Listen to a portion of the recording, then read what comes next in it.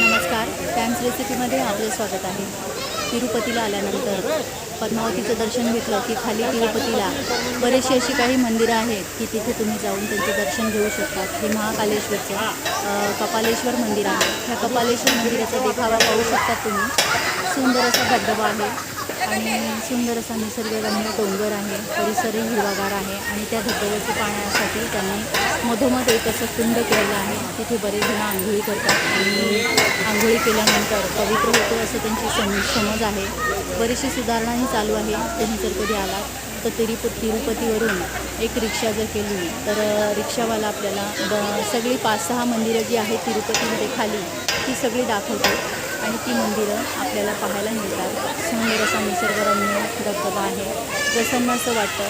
आपण थोडेसे हातपाय धुवून घ्यावे आणि इथे थोडा वेळ निवांत असा विसावा घ्यावा. माकडंही भरपूर आहेत. या झाडावर पाहू शकतात तुम्ही. माकडं भरपूर पाहायला मिळतील. हे पहा, हे एक माकड आहे. माकडं देखील त्यांचा आनंद अगदी मनसोक्त लुटत असतात. कपालेश्वरचं मंदिर तिरुपती.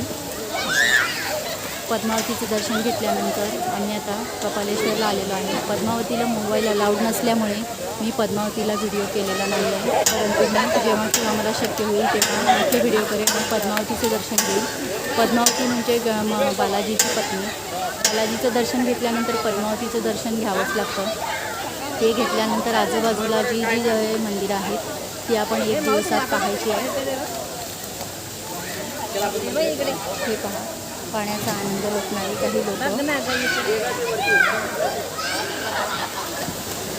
आणि माकड हे सगळ्यांना प्रिय आहे. परंतु त्यापासून थोडं लांबच राहायचं कारण आपल्या हातातल्या बऱ्याचशा वस्तू ते हिसकून घेऊन जाऊ शकतं. अशीच माहितीपूर्ण सुंदर व्हिडिओ पाहण्यासाठी चॅनलला सबस्क्राईब करा आणि